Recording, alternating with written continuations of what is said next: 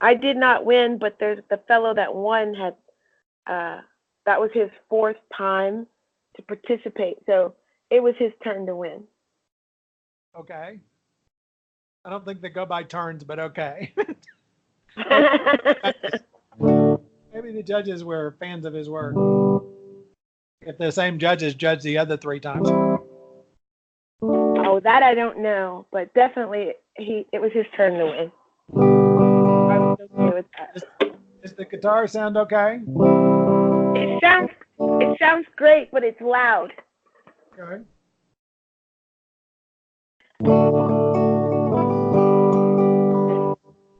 Okay, or it's softer?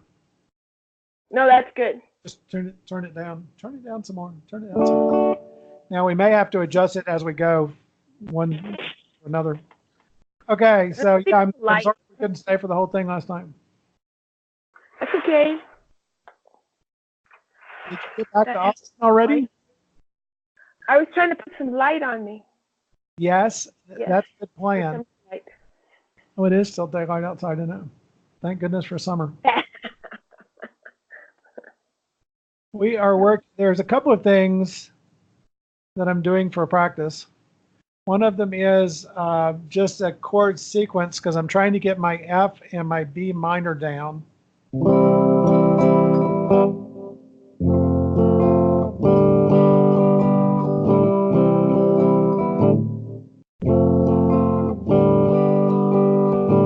So just C, F, G to try and, this is like our homeworks where just do that 1,000 times, right?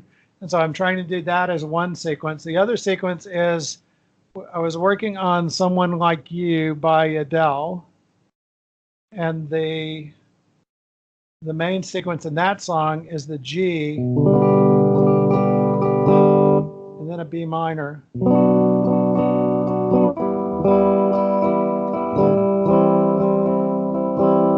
So I'm working on just that chord sequence to try and speed up.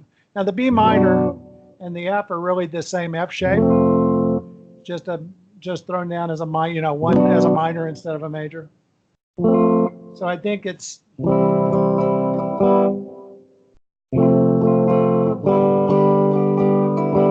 the other thing I was working on is getting my F without looking at it. Which I think is additive to trying to get my fingering down fast enough. I think one of the things I'm doing wrong is I'm finding the G key, the G string first instead of putting down all 3 fingers at the same time. And so my sense is it's repetition. If on all the chords that you're trying to get, just remember, you don't want to strum through them. You want to enunciate each note so that you can hear which one is not active. Because well, I'm not worried about being able to play the chord after I get my fingering set up. I'm worried about getting to the chord in time. It's taking me too long to go to the F chord. And so I'm doing chord change practice in order to get faster at going to the F chord. So include in your practice doing the F chord by itself 100 times. On, off, on, off. You think just on and off the F chord? And strum up and down. Down, off, up, off. Down, off, up, off.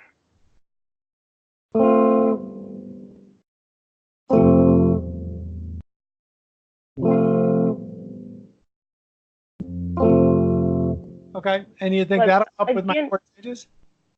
Absolutely, but again, Bruce, make sure you strum individually, slowly, so you can hear it. That's the only way you're going to make it go faster. You have to hear it. Right now, you hear them all smashed.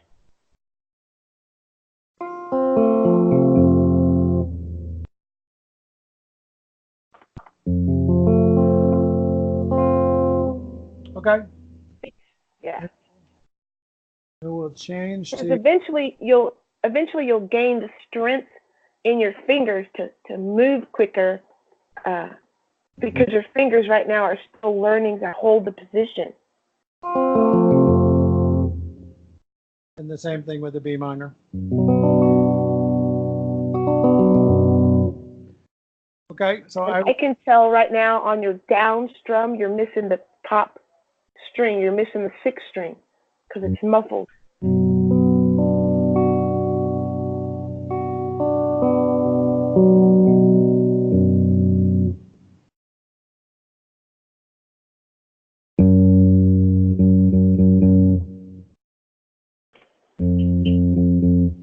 I will work on that. Good. Okay, so someone like you have been working, and the nice thing is the computer will play it along.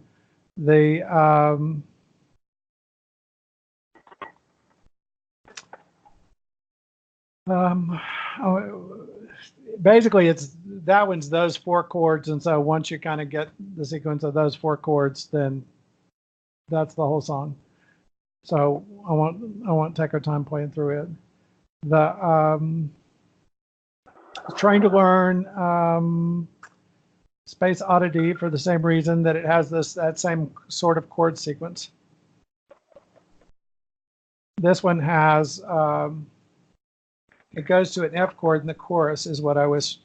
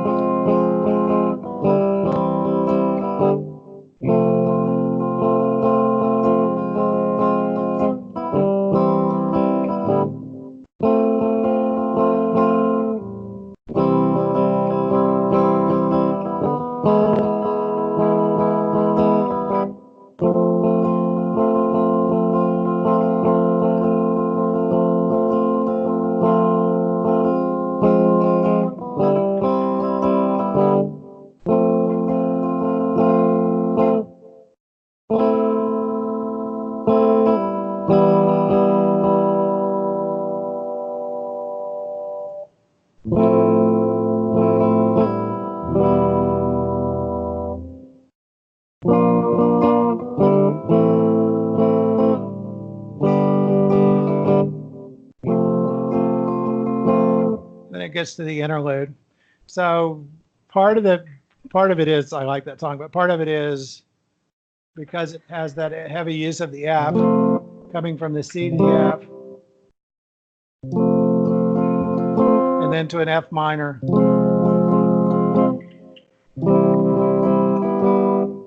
Then back to the F.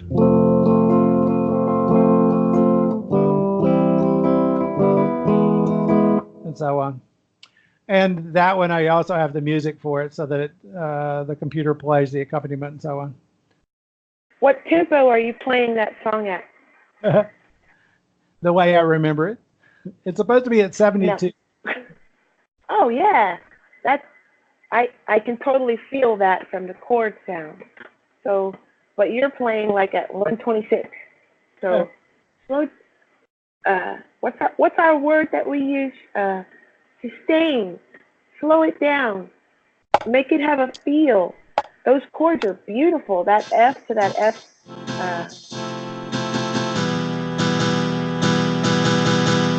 So this is the tempo that it's supposed to be. Yeah.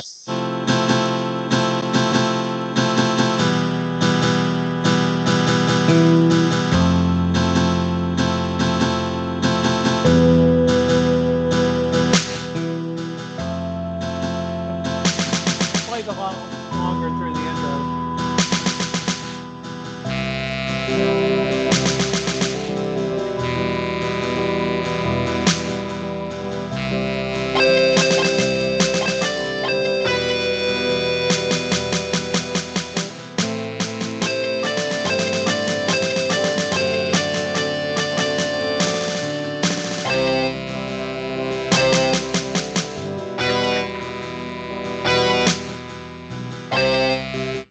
Sounds really awful.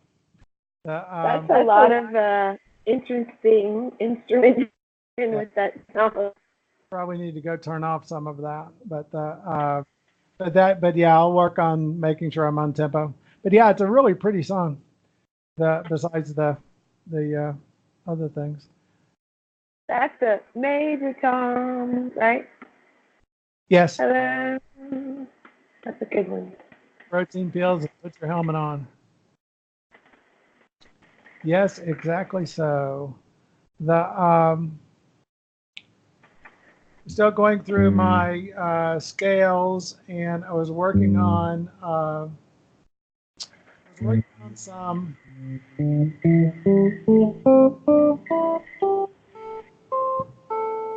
One of the things I spent one evening doing is just putting on a blues backing track in A minor and then playing over the backing track. Good. Let's go back to the song you were doing and let's use that technique you were playing with. Go back. Put the track on. And what key is it in? E minor. All right. So that's what you could play on the 7th fret. On the 5th string, you could do. Start on the 5th string because that's an E.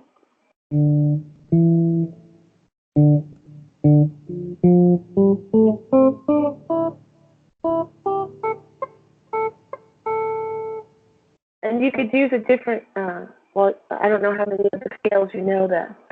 I think I know that scale, but.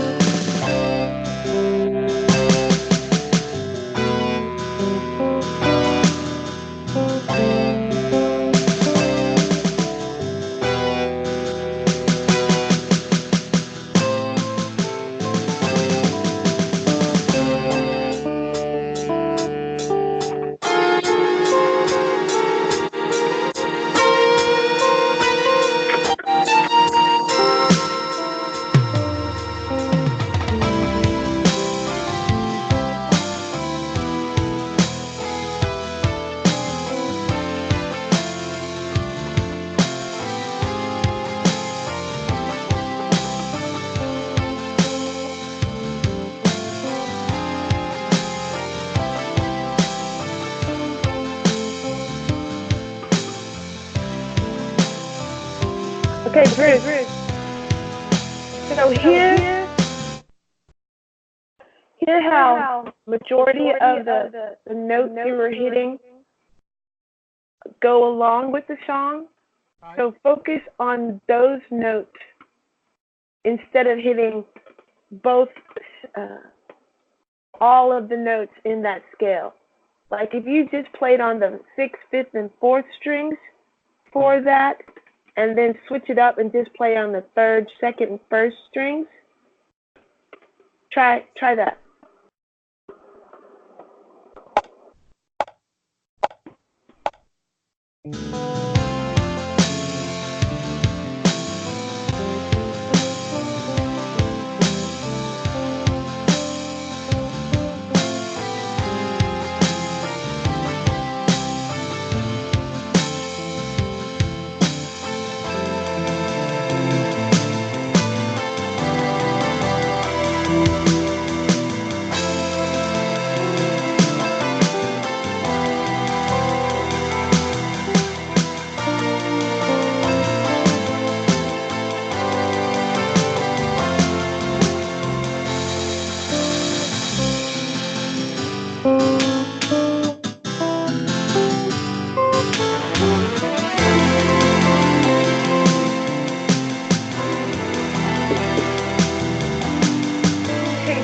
Stop the music for a second.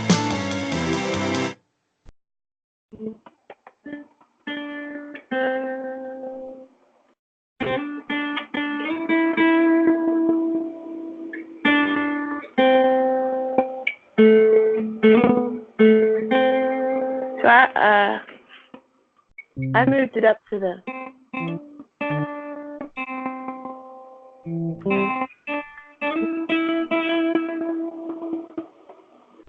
I chunked together two sets of 4. So I'm playing from the 5th fret, 5th, 6th, 7th, 8th, 9th fret, playing in there.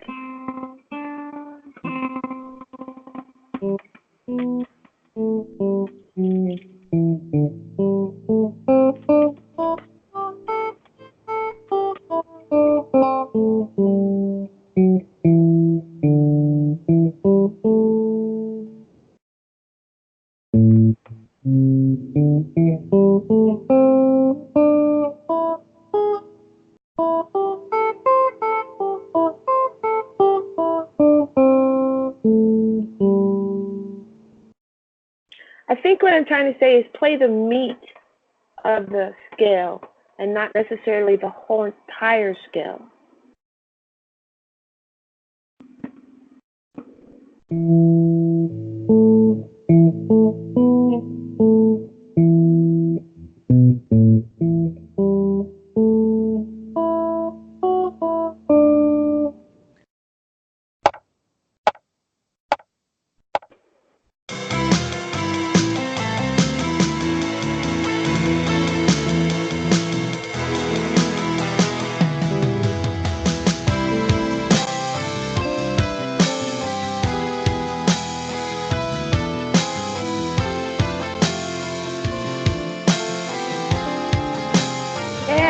Yes.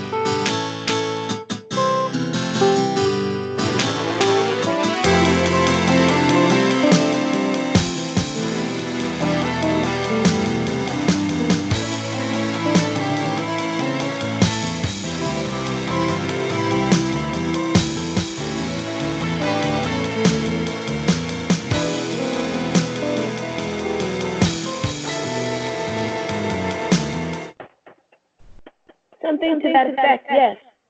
So that's the kind of, I think that's one of my goals, is to get where I'm comfortable doing more improvisational playing like that.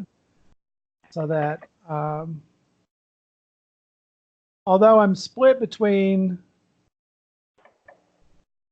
just learning riffs and playing improvisationally. You see what I mean? You should do both. Yeah, and I think the way you evolve your mind is where the riffs are. You are improvising by incorporating the riffs. In other words, you're thinking right there, not, that note would sound really good there, but you're thinking, oh, I could put in this 5-note riff. Yes. but rather, or an actual something. There should be. I have a soloing book of most popular solos. So I wonder if there's a most popular riff progression, because I do it by ear, but let's see here. There probably is. I suspect I have something along. It's one of the things that this fellow, Thaddeus Hogarth, was one of my online, he did the course that they, the computer ran the course, but he ran one of the Berkeley courses. And I think what this has in it is short riffs. It has exercises and variations, but it's basically funk, R&B, guitar, creative solos, grooves, and sounds. So I suspect. And it should tell you what key to play those riffs in, is what I'm thinking. Sequence, you can adjust the key to whatever the backing track is. So Yes. that I need to play through, and got the tab for it and so on. It may be more advanced than I need, but you're pretty advanced, Bruce. Advanced in what I wish I could do. That's how I'm advanced. I'm advanced in what I wish I could do.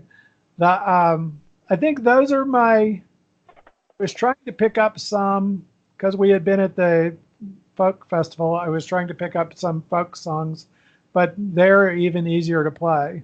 And so I don't think there's a challenge there so much as I am getting better at, if I know the song, at changing chords in the middle of the bar, which previously was kind of a challenge for me. So like Wonderful Tonight has that, and Closing Time has that, where I actually need to change chords in the middle of the bar, and I think I'm getting the hang of it. Let me see. On Wonderful Tonight is, and that will actually play, but I don't like tabs. It's showing it's showing most 100 famous guitar riffs, but in tab form. We need notation form.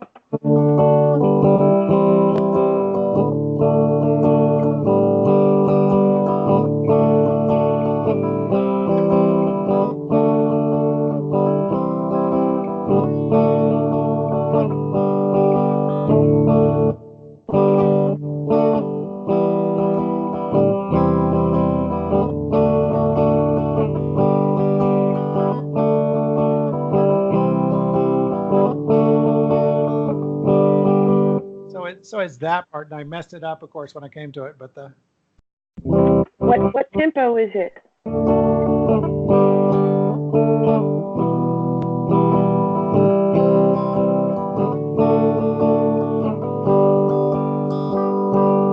And yeah, slow down.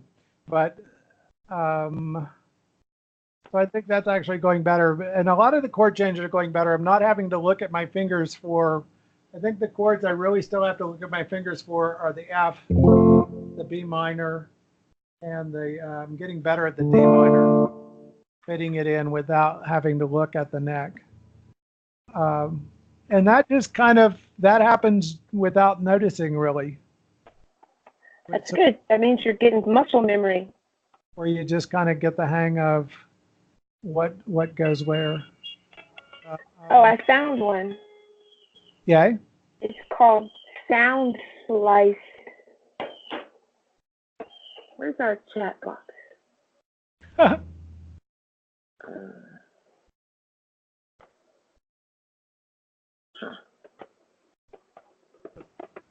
You have the Skype up. Down in the lower right-hand corner, there's a thing that says Open Competition. Mirror.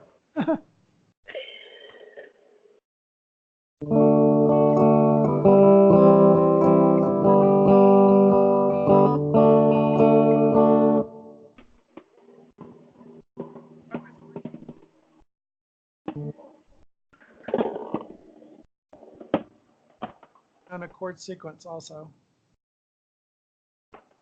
Okay. You found it on your phone and now you're having to type it into the chat. Yeah. Yeah, sorry. Oh, there And it is. it's a video and it plays the pattern. That's pretty cool. Oh, nice. So I will go favorite that. Let me move you out of the way for a moment so I can find it again. Wow, that's 100 of them. That's neat. That's good. Yeah. There you go. Oh, so I was working on a chord sequence for, so it's a D and then a D sus4, a D7, and then back to a G, and then a B minor, and a C and an A7. So that didn't ring a bell for me for why would that sound good together, but the sequence sounds.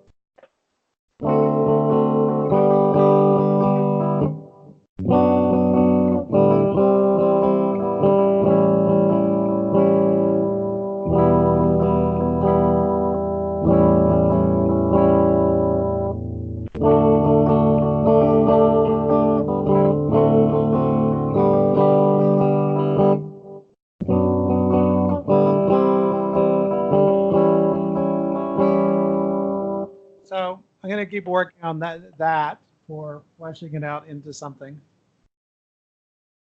But it's not, doesn't seem like I don't see how that fits in a 1-3-4 or a 1-4-3 kind of sequence, because going from a D to a D sus to a D7. And I guess what I'd have to do is go look at the difference between the D and the D sus where you're fitting in.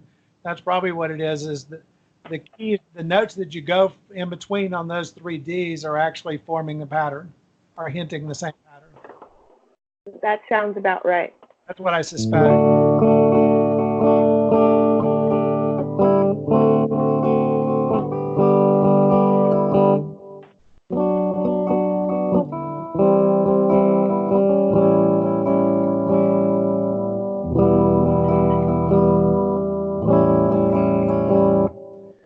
But it's what's your progression again in 1-4-5? What is it?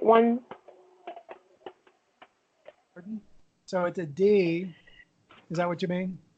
A D. Yes, but you said 1-3-5 or 1-4-5 or something. Tell me the progression would be 1-4-5 or 1-5-4, right? So like C, F, G, C, G, F.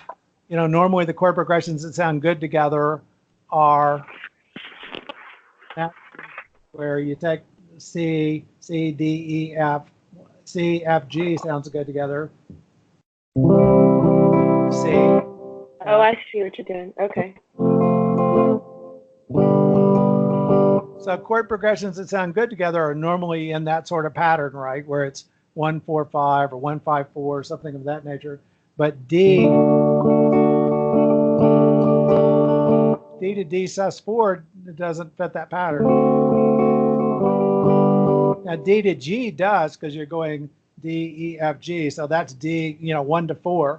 So what it could just be is all the D stuff acts as that's probably what it is. All the D stuff acts as a long sustained D. It's just an interesting D.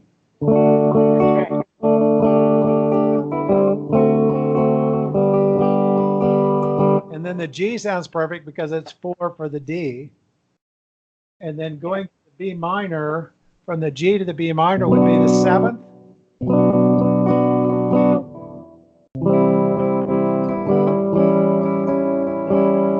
And then C to A7 is bringing it, it's not bringing it perfectly. It's not bringing it perfectly back to the D though.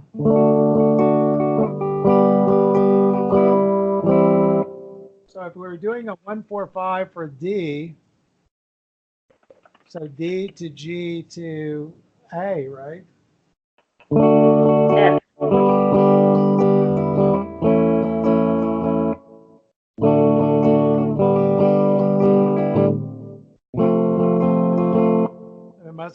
It must be a flat or a sharp because it's D, and D would have extra flats and sharps, right? I have to think through that, but that's probably what it is the first one is just sustaining the D sound in an interesting way, and then it's going to G, and then to the B minor.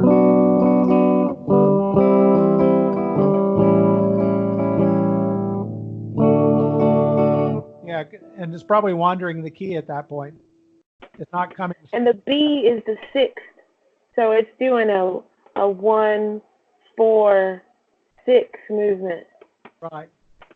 So it's stretching out the.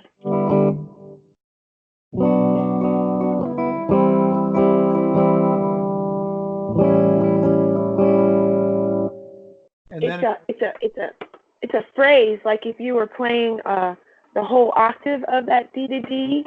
So it's doing some sort of phrase in chord progression. Yes. And so but it doesn't perfectly come back because the C and the A7 are actually resolving, are the second and the second and the 6th for the D. So it's not coming back into the key of D. It's actually playing off the minors on the second half. And that's why when it comes back around to D, it sounds like, oh, it's not a key change exactly, but it's a harder change. So it means that you have to go back to the first note to get the whole full sound. That's good. That's a good exercise. But you would have expected, see, the C and the A7 sound good together, but they're not building back to the D. So there's probably something else. See, I'm playing the B minor, and the B minor and the C sound good together, and the C and the A7 sound good together, but they're not coming back to the D. So but the A sounds like it should go back to the D.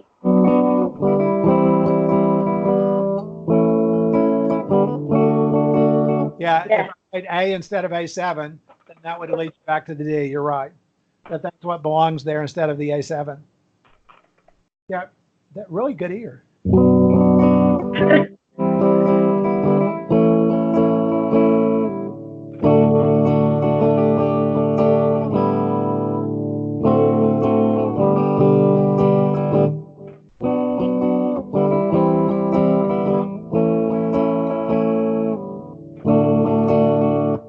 And then it would logically wrap. So yeah.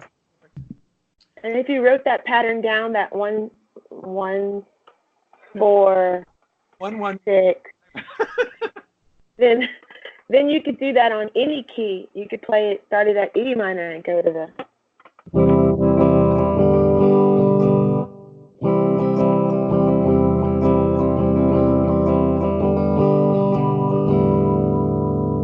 The 7th for the C would be a B. Then back to the 2nd would be a D. And then the A would be the 5th, which would take it back to an F. Which brings it right back to the C.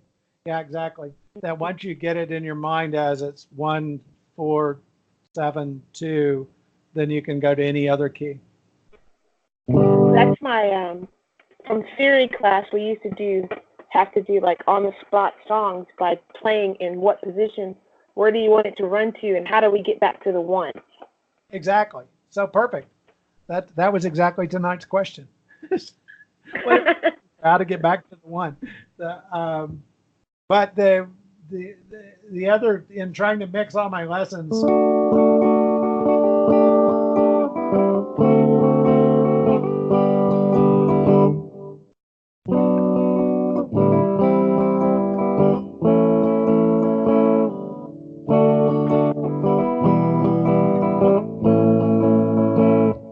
trying to mix all my lessons. The other thing is it forces the B minor in there so that I'm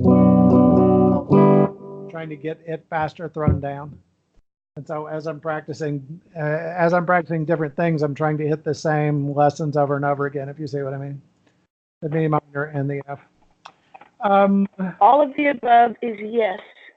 Key for you, Bruce, is sustaining. I know. Giving all the notes a chance to breathe.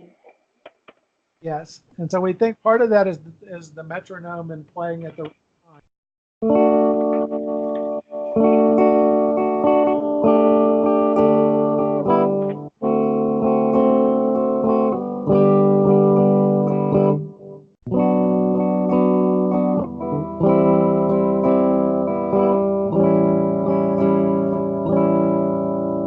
Yeah.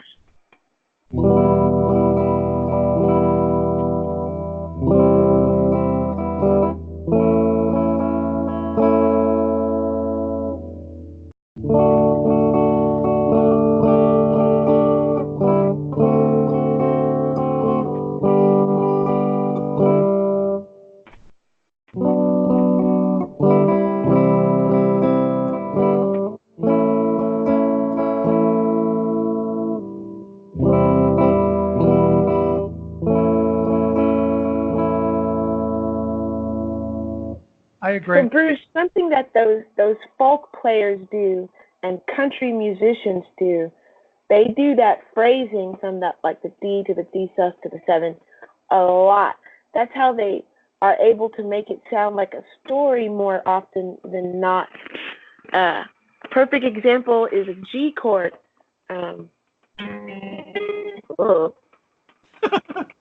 That's the way I play G. So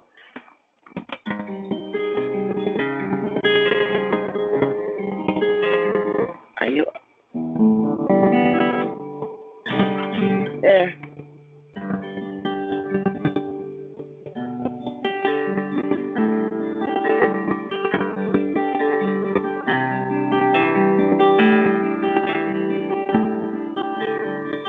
Because I'm still playing, I still have the G note in my pinky, and I have a D in my third finger, but the top two fingers are the bass line, so they're giving it a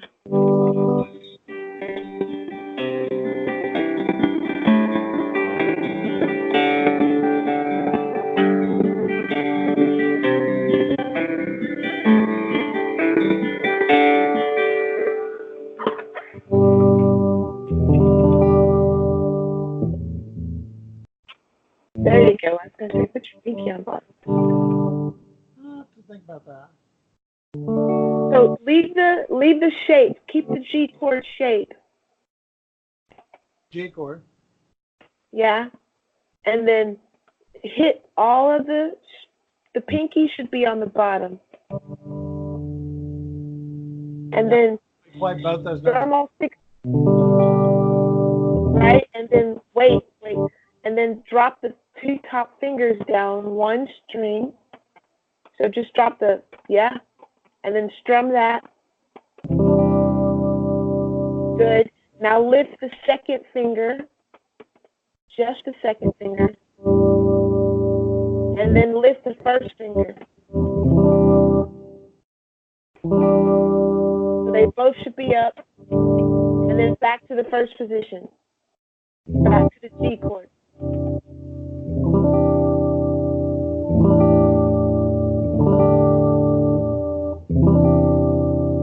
But the first move should be the second finger and first finger back up to the 5th and 6th string. Wait. Make the first and second finger go to the, yes, that's position 1. And then drop it down one string. Position 2. Second finger up. That's 3. Good. Back to 1. Yes. That's how you get that sing-songy sound. G to a C. And then filling in.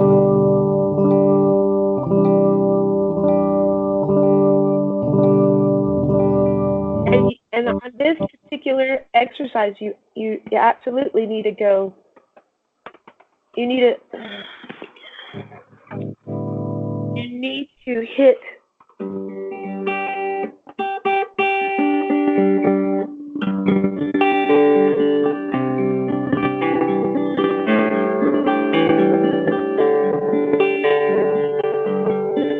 Because the thumb is the bass line.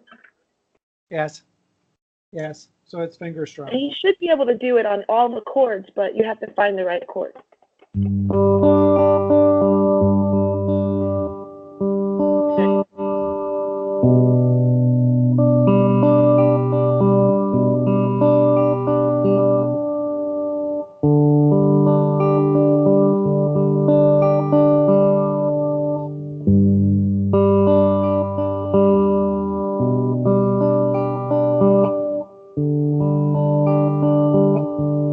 That's something else.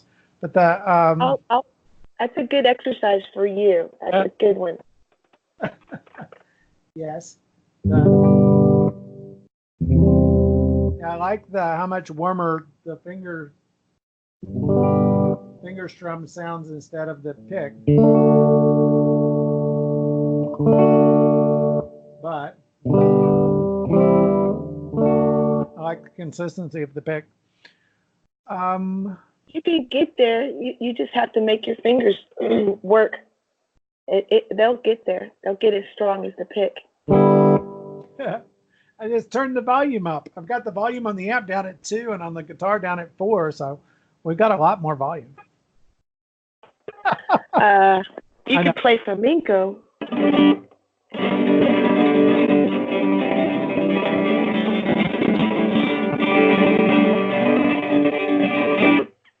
That doesn't sound that way when I do it.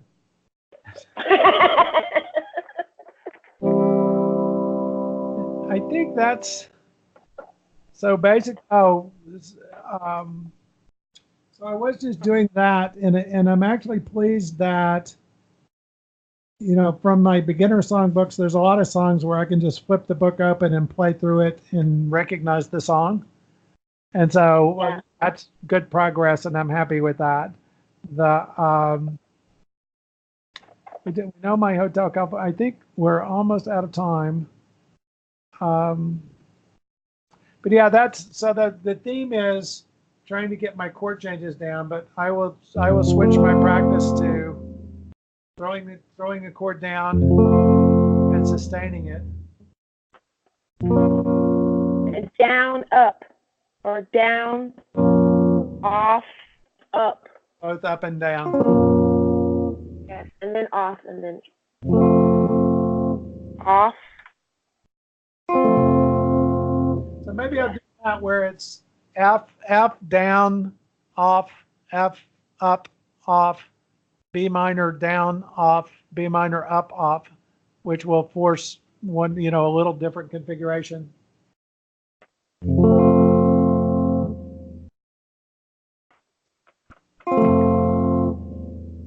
And Bruce, just lift them up. Don't swing it out. Just lift up. You think? I was trying to reset to make sure I didn't just remember how to do. Because you are resetting when you release the net. You're reset.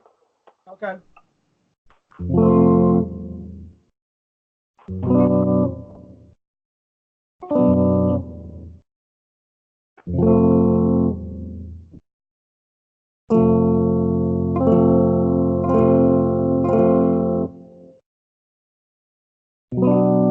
Now that hurts my thumb, which I suspect means I'm pushing too hard. Even though it's a bar chord, or the position of your hand. That was one of my favorite exercises. Is the guy did bar chords with the thumb off the back of the guitar. In other words, God. doing was rocking. See, my right arm is leveraging the guitar. So I'm pushing down with my right arm and then pushing back with my hand. And so even with my thumb off, you can still play the bar chord. But what I need, so what I'm probably doing is pushing too hard with my thumb. You don't actually need to squeeze the bar cord with the thumb, but it makes it sing out better if you do. So I'll practice that. I thought that was a good crowd last night too. I mean, if nothing else, it was an opportunity to play in front of people and let them hear your music, right? That is correct. And so one of the people that was in the audience was a radio station, and they got a CD, and they're going to start playing my stuff, so that's nice. Perfect. What is it, KNON? The People's Radio Station? Yeah. Good. That was the that one was that cool. you said plays old-style country and western? Not the... They play no, that was Kitty, KYLT or something. This is another station that was there, so it was good. Yeah, good. That's good news. So thank you very much for being flexible on times this week. Good to see you. I have my practice routine and work on sustain still. That's right. And next week still okay so far? Yeah, we're still good. I leave Wednesdays for you,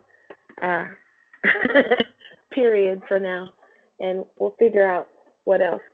Oh, you never know. If you get a chance to play somewhere, then we'll reschedule. I'll definitely let you know. Yeah, perfect. Okay, so good to see you yesterday. Good to see you tonight. Thanks for being flexible. And I have my your wife, I said, hey. I will. She said, make sure you find out what happened with the contest. So I said, well, I figure when I didn't see everything on social media saying, then we didn't win. But yeah, she wanted to know. But none of the people we heard won then. Like the first three acts. Yes. The three, the creepy guy, yes. the 11-year-old that was deeply in love with the 5th grader. She did not win. Yeah. All right. But yeah, everyone did well, but that's what you expect by the time you get to the finals, right? Is that everybody better be good. Songs. Yeah, exactly. And so you'll know there was 50 people that I was chosen out of. And Bruce, I sent that stuff in the Friday before they made a decision of who they were going to select. And on Monday, they said, you've been selected. I went, oh, okay. Tuesday, I went, I don't know. Wednesday, I went, I guess I got to go.